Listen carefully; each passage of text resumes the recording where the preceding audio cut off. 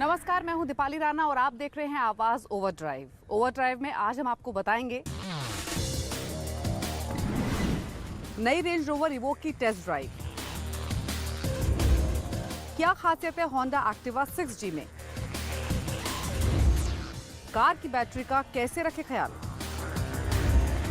और हमारे एक्सपर्ट टूटू धवन बताएंगे रेनो ट्राइबर, बलिनो, स्विफ्ट या होंडा अमेज में से कौन सी गाड़ी लेनी चाहिए। एक तो 7 सीटर है, दूसरा लॉन्ग डिस्टेंस जा सकते हैं on a weekend, so this would be an ideal vehicle. Land rover ने कुछ दिन पहले इवोक का सेकंड जनरेशन लॉन्च किया था और कंपनी का कहना है कि प्लेटफॉर्म से लेकर टेक्नोलॉजी तक ये बिल्कुल नई कार है। तो कैसी है ये नई कार, देखिए इस रिपोर्ट में।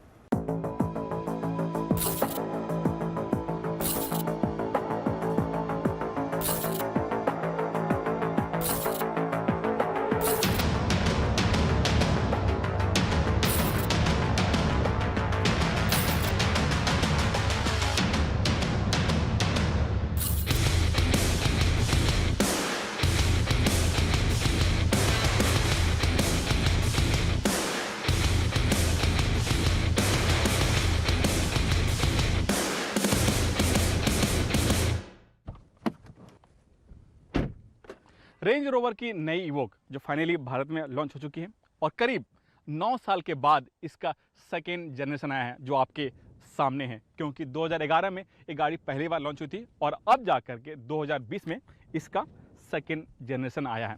कंपनी का कहना है कि ये गाड़ी पूरी तरह से नया है, या यूँ कहें कि इंजन से लेकर के प्लेटफॉर्म तक सब कुछ नया है। लेकिन मैं आपको 3 बड़े बदलाव के बारे में बताऊंगा। उनमें जो पहला है इसका डिजाइन, दूसरा है टेक्नोलॉजी और तीसरा है इसकी कैपेबिलिटी।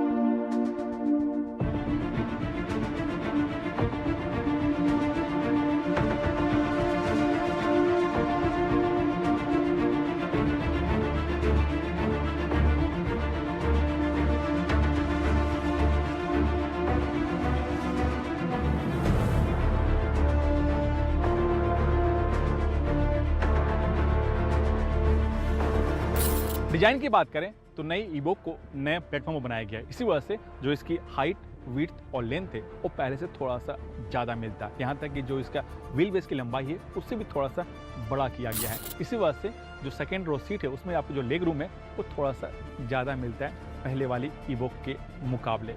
और इसी प्लेटफॉर्म पर नई डिस्कवरी स्पोर्ट बनी है।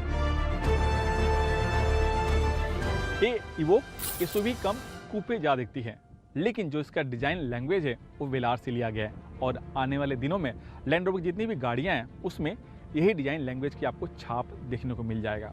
जो इसका हेडलैम्प है उसे थोड़ा सा स्लिम रखा गया है। जो इसका फ्रंट ग्रिल है वो नए शेप में और ये हेक्सागोनल डिजाइन में है, जबकि पहले यहाँ पर ब्लैक कलर में ग्रिल हुआ करता था। जो इसका लोअर बम्पर है उसका भी शेप अब नए तरह से है और जो इसका साइड एयर कर्टन का डिजाइन है वो भी अब नया है। और एक चीज़ और बताऊंगा, जो इसका डोर हैंडल है वो वेलार से लिया गया जो फ्लश डिप्लॉयबल है। नई इवोक का जो रियर हिस्सा है वो पूरी तरह से नया है। जो इसका टेल लैंप है उसका भी डिजाइन पूरी तरह से नए शेप में इसे स्लिम और रैप अराउंड रखा गया है और ठीक जो फ्रंट हेडलैम्प है उसकी तरह ही इसे भी स्लिम रखा गया है। जो इसका लोअर बम्पर है वो भी पूरी तरह से अब नया है जो काफ़ी खूबसूरत दिखता है। जो इसका बूट स्पेस है वो पहले से थोड़ा सा ज़्यादा मिलता है। पहले इसमें मिलता था 455 लीटर, जबकि अब मिलता है इसमें 491 यानी 491 लीटर। अगर सेकेंड रो सीट को फोल्ड कर दें तो बूट स्पेस हो जाता है 1383 लीटर। तो ये तो हो गई डिजाइन की बात, लेकिन इसके टेक्नोलॉजी में क्या बदलाव किया गया है चलिए वो भी जान लेते हैं।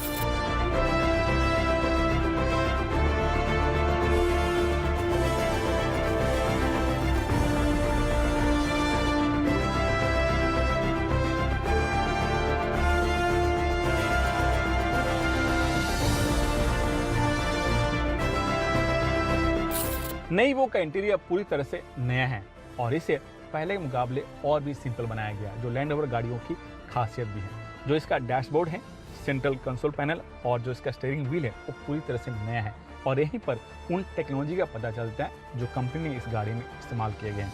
जो इसका सेंट्रल कंसोल पैनल है वो उसको 3 भाग में बांटा गया। पहला है इंफोटेनमेंट सिस्टम, दूसरा एसी और ऑफ रोड के बटन्स और तीसरा स्पोर्ट्स गियर लीवर।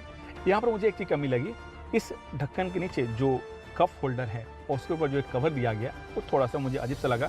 यहाँ पर पहले वाली जो इवोक थी उसकी तरह स्लाइडिंग कवर होना चाहिए था। जो उसका स्टीयरिंग व्हील है वो पूरी तरह से नया है और इसके ऊपर जो बटन्स दिए गए हैं वो फेदर टच है एंड टच के सहारे काम करते हैं। लेफ्ट साइड में आपका ऑडियो दिया गया, जबकि राइट साइड में आपका क्रूज कंट्रोल, लेन चेंजिंग और स्पीड लिमिटर दिया गया।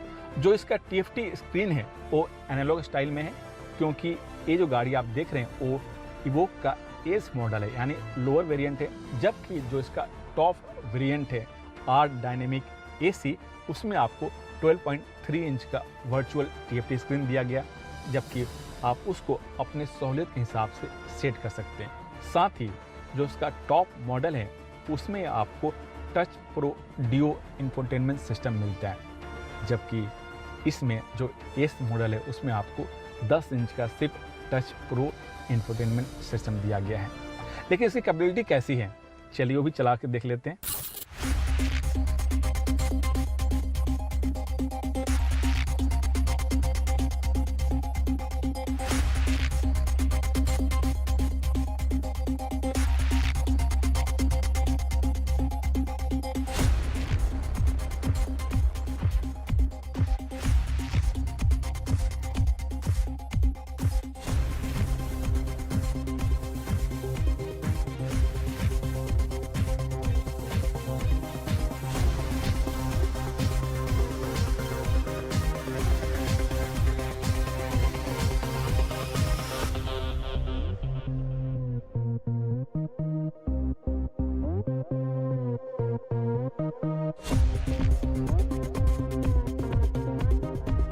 तीसरी जो चीज़ थी वो है इसकी कैपेबिलिटी। इसमें सबसे बड़ा बदलाव किया गया है क्योंकि इसमें ऑल टेरेन रिस्पॉन्स 2 लगाया गया है, यानी ये रोड के कंडीशन और सरफेस के अनुसार जो इसका ड्राइव मोड है ऑटोमेटिकली चेंज आता है। वैसे इसमें 6 ड्राइव मोड दिए गए हैं। पहला है इको, दूसरा है कंफर्ट, तीसरा है ऑटोमेटिक, चौथा है ग्रास, पांचवा है मड और रट्स और छठा है वो है सैंड।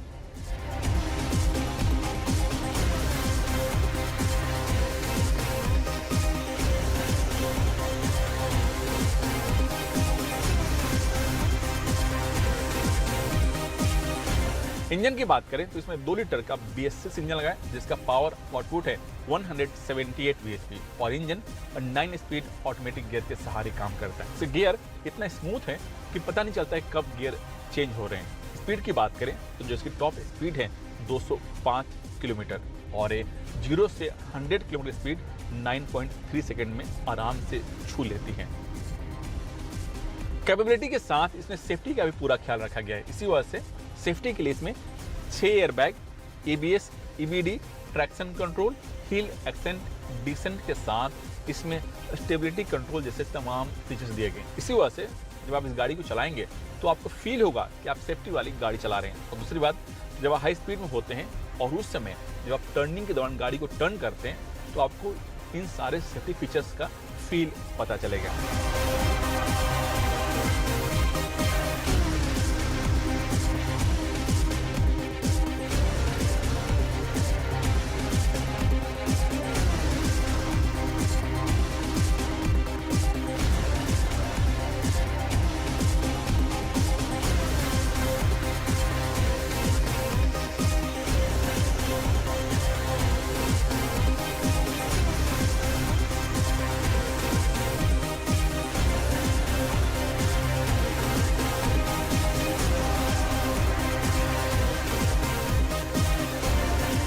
अब काम की बात कि नई इवोक का किन किन गाड़ियों से मुकाबला है, तो इवोक का जिन गाड़ियों से मुकाबला है उनमें मर्सिडीज की GLC, ऑडी की Q5 और BMW की X3 शामिल है। लेकिन एक कैपेबिलिटी की बात करें और ऑफ रोड की बात करें तो इवोक इन सब गाड़ियों के मुकाबले सबसे ऊपरी पायदान पर पहुंचती है। इसी वजह से मेरा मानना है कि अगर आपका बजट है 60 लाख के आसपास और एक आप लग्जरी फीचर के साथ आप ऑफ रोड कैपेबिलिटी वाली गाड़ी चाहते हैं तो आपके लिए इवोक एक बेस्ट ऑप्शन हो सकता है इन सब गाड़ियों के बीच में। आप देख रहे हैं आवाज ओवरड्राइव और होंडा ने अपने पॉपुलर स्कूटर एक्टिवा 110 का 6G वेरिएंट लॉन्च किया है। कंपनी ने इस स्कूटर को लेकर कई दावे किए हैं, तो चलिए देख लेते हैं कि एक्टिवा 6G में कितना है दमखम।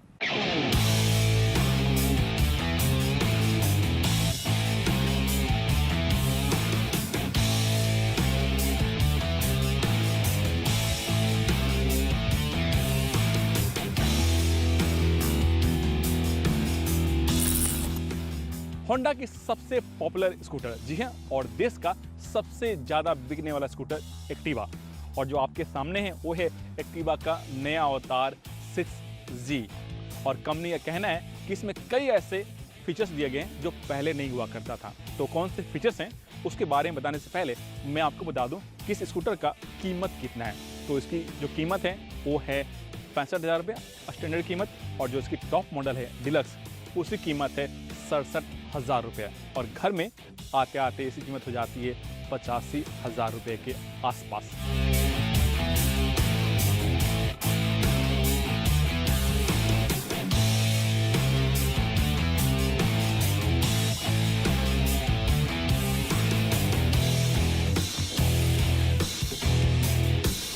एक्टिवा 6G में कई सारे खासियत हैं। जो पहला है कि इसका जो प्लेटफॉर्म है वो पूरी तरह से नया है। इसी वजह से जो इसका लंबाई है, जो इसका व्हील बेस है और जो इसका ग्राउंड क्लियरेंस है 5G के मुकाबले ज़्यादा है।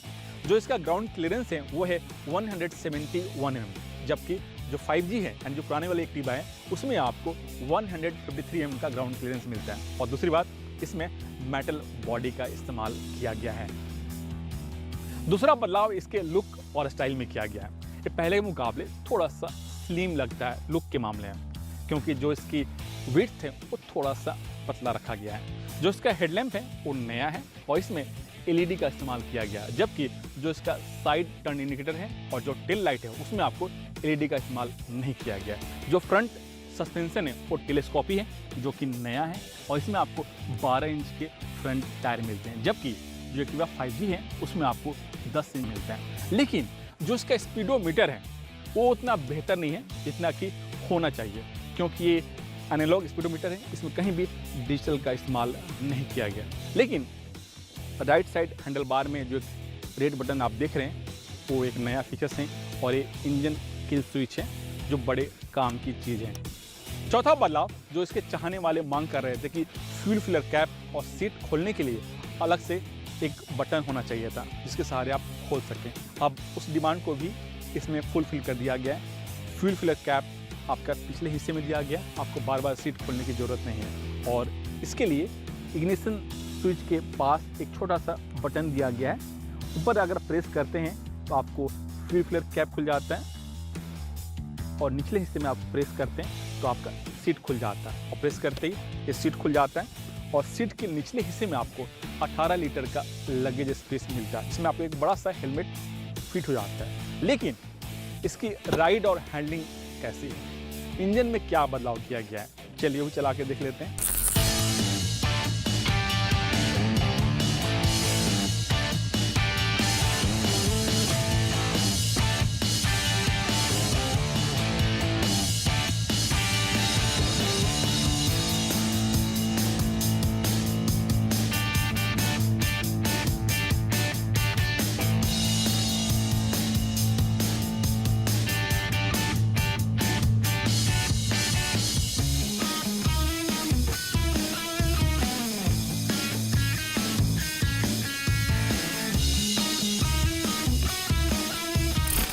चलाने के बाद आप एक चीज़ जरूर फील करेंगे, वो है इसका साइलेंट और स्मूथ इंजन होना, क्योंकि इसका जो इंजन है वो BS6 इंजन है और इंजन पूरी तरह से नया है। और इसमें कई सारे नए टेक्नोलॉजी का इस्तेमाल किया गया, जैसे ACG साइलेंट स्टार्ट मोटर। जब पहले हम इंजन स्टार्ट करते थे तो खर्रा आती थी, अब इसमें वो नहीं आता है। और दूसरी बात, जो इसका पिस्टन का बोर स्ट्रोक का साइज है वो भी अब बदल गया है। बोर को थोड़ा सा छोटा रखा गया है और जो स्ट्रोक है उसको थोड़ा सा बढ़ाया गया है, यानी उसकी जो लंबाई है थोड़ा सा बढ़ाया गया है ताकि आपको बेहतर कूलिंग पावर मिल सके। इंजन की जो कैपेसिटी है वो है 110 सीसी और जो पावर आउटपुट है करीब 8 bhp और टॉर्क करीब 9 न्यूटन मीटर और इंजन फ्यूल इंजेक्शन टेक्नोलॉजी पर काम करता है।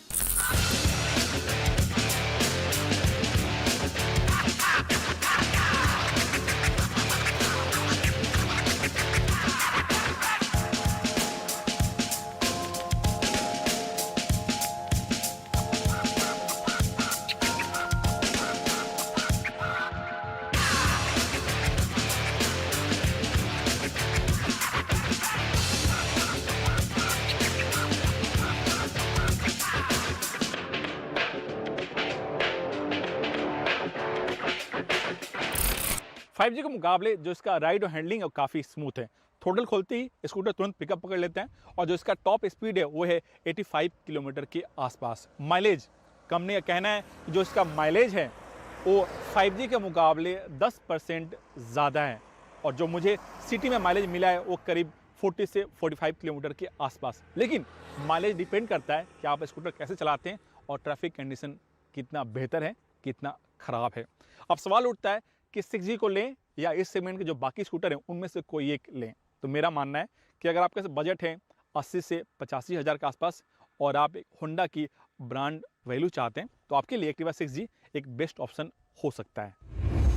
और अब रुक करते हैं हमारे खास segment Servo presents tip of the week का। कार की बैटरी कार की लाइफलाइन होती है, लेकिन काफ़ी बार आप इसका ठीक से ख्याल नहीं रखते और ये बैटरी आपके लिए परेशानी का सबब बन जाती है। ऐसे में कार की बैटरी की लाइफ बढ़ाने के लिए कौन सी वो टिप्स हैं, देखिए आवाज़ ओवरड्राइव की खास पेशकश टिप ऑफ द वीक में, यानी बैटरी का कैसे रखें ख्याल। बैटरी कार के लिए एनर्जी का बड़ा जरिया होती है, इसलिए हफ्ते में एक बार बैटरी की जांच जरूर करें। हर हफ्ते एक बार बैटरी टर्मिनल के पास जमा एसिड जरूर साफ करें। अगर बैटरी मेंटेनेंस फ्री नहीं है और उसमें पानी डालना पड़ता है तो बैटरी में पानी का लेवल नियमित रूप से जांचते रहें। अक्सर लोग बैटरी टर्मिनल पर ग्रीस का इस्तेमाल करते हैं, लेकिन ये ग्रीस आपकी बैटरी को खराब कर सकता है। इसलिए ग्रीस की जगह पेट्रोलियम जेली या रोजमर्रा में काम आने वाली वैसलीन का प्रयोग कर सकते हैं। याद रखें, हमेशा बैटरी टर्मिनल को साफ रखें। अक्सर चलते चलते कार गर्म होने लगती है। इसका असर कार की बैटरी पर पड़ता है और उसका पानी जल्दी सूख जाता है। इससे बैटरी जल्दी ऑक्सीडाइज हो जाती है। इसलिए जरूरी है कि बैटरी का ख्याल रखने के लिए इंजन की भी देखभाल की जाए। किसी भी बैटरी की लाइफ 3-4 साल की होती है। हालांकि कुछ कंपनियां बैटरी पर 5 साल की वारंटी देती हैं, लेकिन आमतौर पर बैटरी 3-4 साल के भीतर खराब होने लगती है। इसलिए 3-4 साल में बैटरी को बदलना जरूरी है। जब भी गाड़ी बंद करें तो ध्यान रखें कि सभी लाइट्स या इंफोटेनमेंट सिस्टम बंद हो। अक्सर लोग गाड़ी बंद करते वक्त कुछ लाइट्स बंद करना भूल जाते हैं, जिससे गाड़ी की बैटरी ड्रेन हो सकती है। बैटरी में इस्तेमाल होने वाली केबल ठीक से कवर की गई है या नहीं, इसका जरूर ध्यान रखें। केबल पर सही तरीके से इंसुलेशन नहीं होने पर स्पार्किंग या शॉर्ट सर्किट का खतरा बना रहता है। करंट लीक भी हो सकता है।